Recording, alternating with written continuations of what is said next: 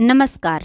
हरियाणा विद्यालय शिक्षा विभाग द्वारा एडुसेट पर प्रसारित आज के इस कार्यक्रम में आप सभी का स्वागत है। आज की प्रस्तुति के अंतर्गत मैं आपके लिए लेकर आई हूँ छठी कक्षा की पूरक पुस्तक बाल राम कथा का पाठ 12 राम का राज्याभिषेक। इस वीडियो के तहत हम इस पाठ की व्याख्या और बहुविकल्पीय प्रश्न उत्तर दोनों ही करेंगे। सबसे पहले इसकी व्याख्या करेंगे, तो चलिए शुरू करते हैं। अभी तक हमने पढ़ा कि राम और रावण के युद्ध में रावण मारा जाता है और लंका का राज्य अब विभीषण को सौंप दिया जाता है। इसके आगे की कहानी हम इस पाठ में पढ़ेंगे। विभीषण चाहते थे कि राम कुछ दिन लंका में रुक जाए, नई लंका में, उनकी लंका में। उन्होंने अपनी इच्छा राम को बताई और इसका कारण भी। विभीषण ने कहा, मैं चाहता हूँ कि आप कुछ दिन यहाँ विश्राम कर लें, युद्ध की थकान उतर जाएगी।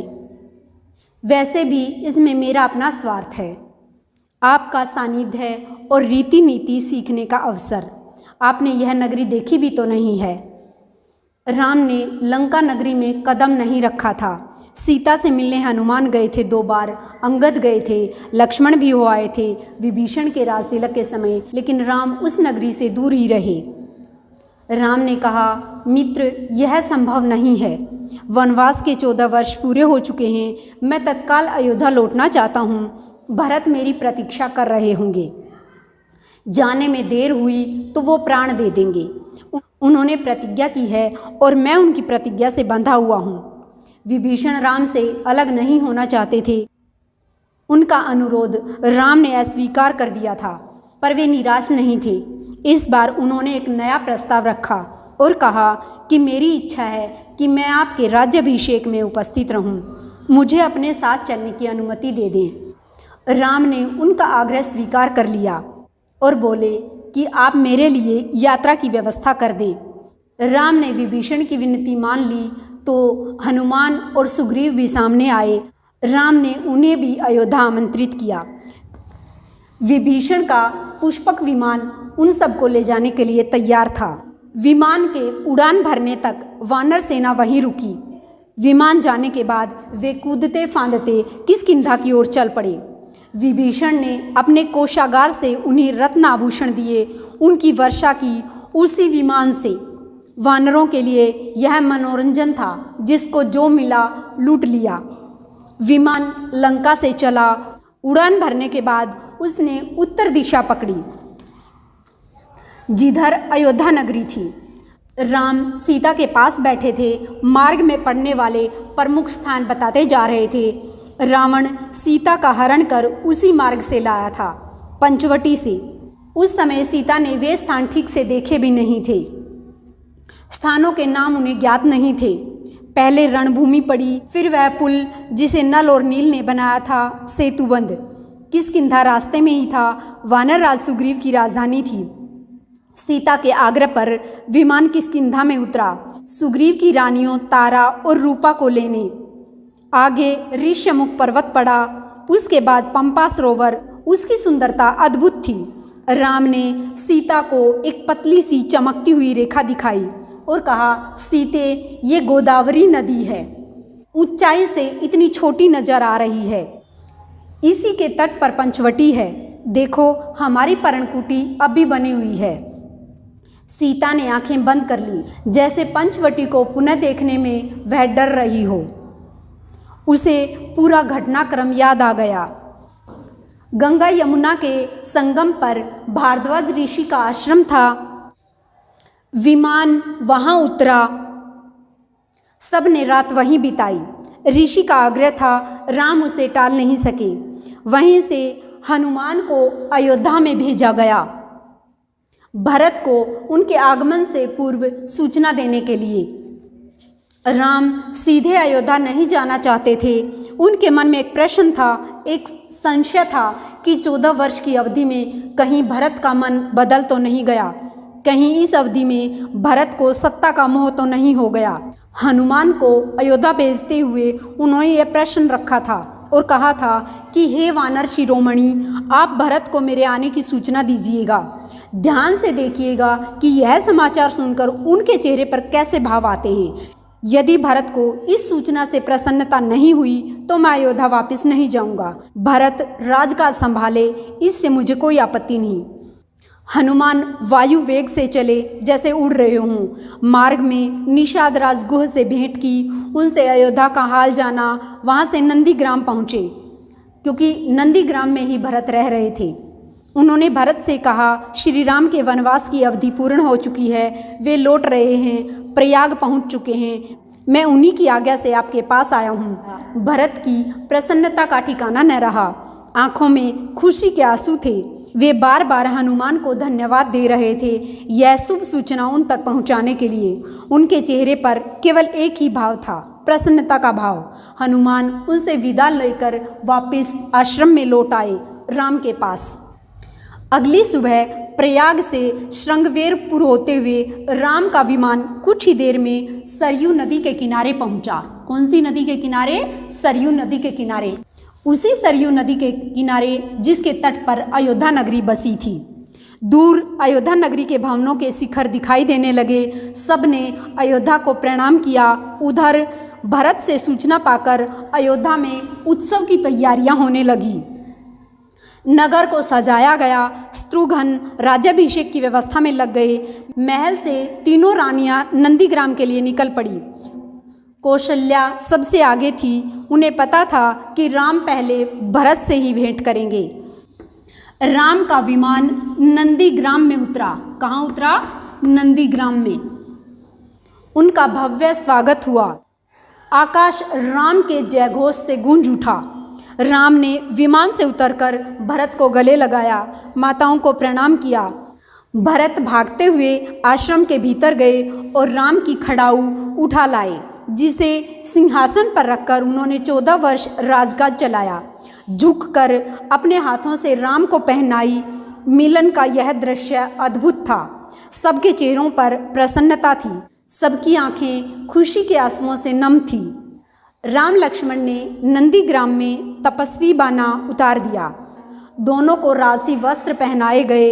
जन समूह राम की जयकार करता हुआ अयोध्या के लिए चला। शोभा यात्रा की छटा देखने योग्य थी।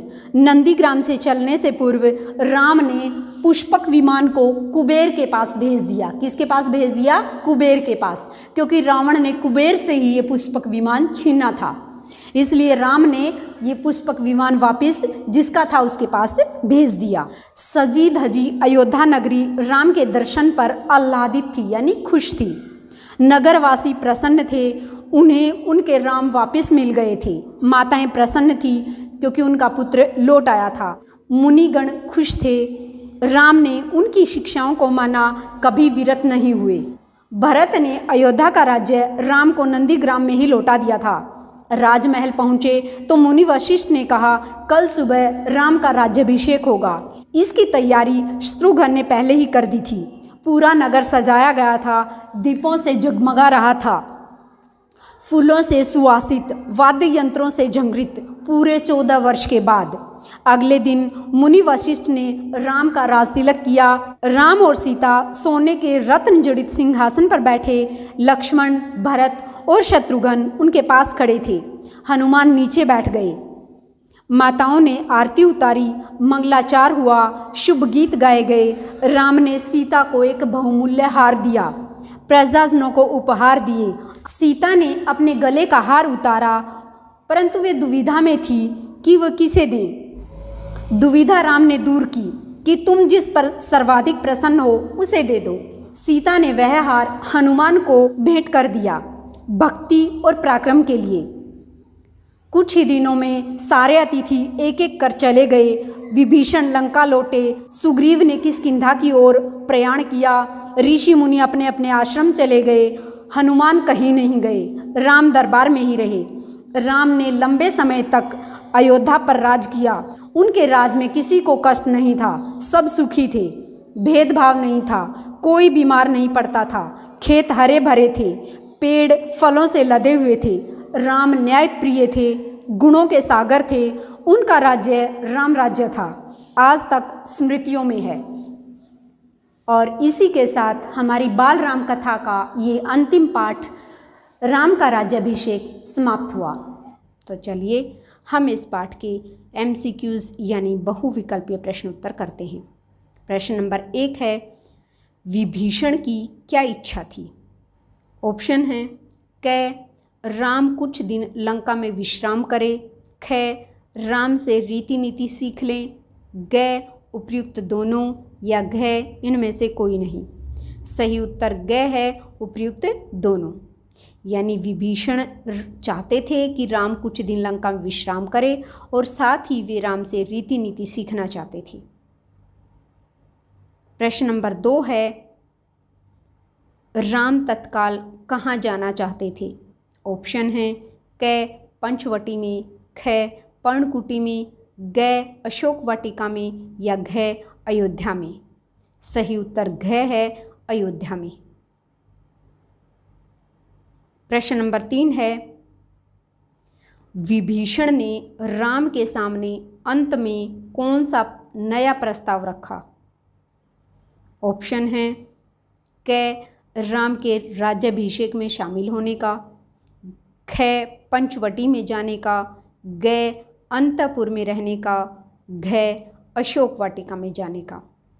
सही उत्तर क है, राम के राज्याभिषेक में शामिल होने का, ताकि वे कुछ दिन और राम के साथ बिता सकें। प्रश्न 4 है, राम अयोध्या वापस आते समय किस में बैठकर आए? ऑप्शन है क, रावण के रथ में बैठकर, ख, विभीषण के पुष्पक विमान में बैठकर, ग, हाथियों पर बैठकर, या घ, घोड़ों पर बैठकर। सही उत्तर ख है, विभीषण के पुष्पक विमान में बैठकर। प्रश्न नंबर 5, किसको देखकर सीता ने आंखें बंद कर ली? ऑप्शन है क, पंचवटी को, ख, गोदावरी को, ग, रणभूमि को, या घ, इनमें से कोई नहीं। सही उत्तर क है, पंचवटी को। प्रश्न नंबर 6 है, पंचवटी किस नदी के तट पर स्थित है? ऑप्शन है क, गंगा नदी पर, ख, यमुना नदी पर, ग, सई नदी पर, या घ, गोदावरी नदी पर। और इसका सही उत्तर घ है, गोदावरी नदी के तट पर। प्रश्न नंबर 7 है, गंगा यमुना के संगम पर किस ऋषि के आश्रम में विमान उतरा? ऑप्शन है क, भरद्वाज ऋषि के आश्रम पर, ख, गुरु वशिष्ठ के आश्रम पर, ग, वाल्मीकि ऋषि के आश्रम पर, घ, मुनि अत्रि के आश्रम पर। सही उत्तर क है, भरद्वाज ऋषि के आश्रम पर। प्रश्न नंबर 8 है, अपने आगमन की पूर्व सूचना भरत को देने के लिए राम ने किसे भेजा? ऑप्शन है क, अंगद को, ख, हनुमान को, ग, सुग्रीव को, या घ, लक्ष्मण को। सही उत्तर ख है, हनुमान को। प्रश्न 9 है, राम विमान से अयोध्या में किस स्थान पर उतरे? ऑप्शन है सरयू नदी के तट पर, ख है राजभवन में, ग है नंदीग्राम में, या घ है कोप भवन में। सही उत्तर ग है, नंदीग्राम में। प्रश्न 10 है, भरत भागकर आश्रम से राम के लिए क्या लेकर आए? ऑप्शन है क, खड़ाऊ, ख, मुकुट। अब हम इसके बहुविकल्पीय प्रश्न उत्तर करते हैं। सही उत्तर क है, खड़ाऊ। क्योंकि भरत जब चित्रकूट में राम से मिलने गए थे तो वो सिंहासन पर रखने के लिए राम की खड़ाऊ लेकर आए थे, इसलिए अब वो उन्हें खड़ाऊ वापस करने के लिए भागकर आश्रम से राम के लिए खड़ाऊ लेकर आए। प्रश्न 11 है, भरत ने अयोध्या का राज्य राम को कहाँ लौटाया? ऑप्शन है क, अयोध्या में, ख, सरयू नदी के तट पर, ग, नंदीग्राम में, या घ, इनमें से कोई नहीं। और सही उत्तर ग है, नंदीग्राम में। प्रश्न 12 है,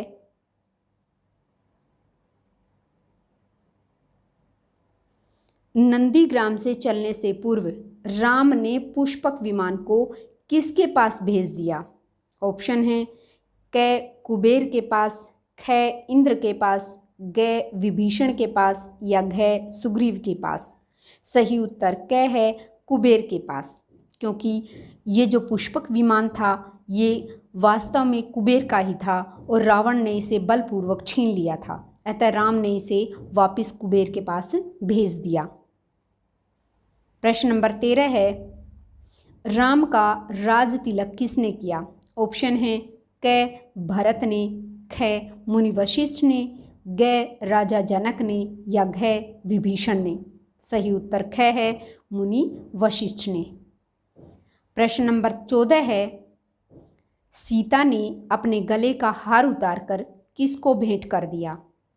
ऑप्शन है क नल को, ख नील को, ग अंगद को या घ हनुमान को। सही उत्तर घ है हनुमान को। प्रश्न 15 है, कुछ दिनों बाद सभी अतिथियों के जाने के बाद ऐसा कौन था जो हमेशा राम दरबार में रहा? ऑप्शन है क अंगद, ख हनुमान, ग सुग्रीव या घ जामवंत। सही उत्तर ख है हनुमान। सभी के जाने के बावजूद भी एक अकेले हनुमान ऐसे थे जो हमेशा राम दरबार में रहे। प्रश्न नंबर 16 है, ये 15 नहीं यहाँ 16 है। प्रश्न नंबर 16 है, सीता के आग्रह पर विमान कहाँ उतारा गया? ऑप्शन है क किष्किंधा में, ख पंचवटी में, ग पर्णकुटी में या घ रणभूमि में। सही उत्तर क है किष्किंधा में। प्रश्न नंबर 17 है, राम के आगमन के समाचार को सुनकर भरत के चेहरे पर कैसे भाव प्रकट हुए? ऑप्शन है क क्रोध के, ख उदासी के, ग प्रसन्नता के, घ खिन्नता के। सही उत्तर ग है प्रसन्नता के। और इसी के साथ हमारी आज की ये वीडियो समाप्त हुई। अंत में आप सभी का धन्यवाद।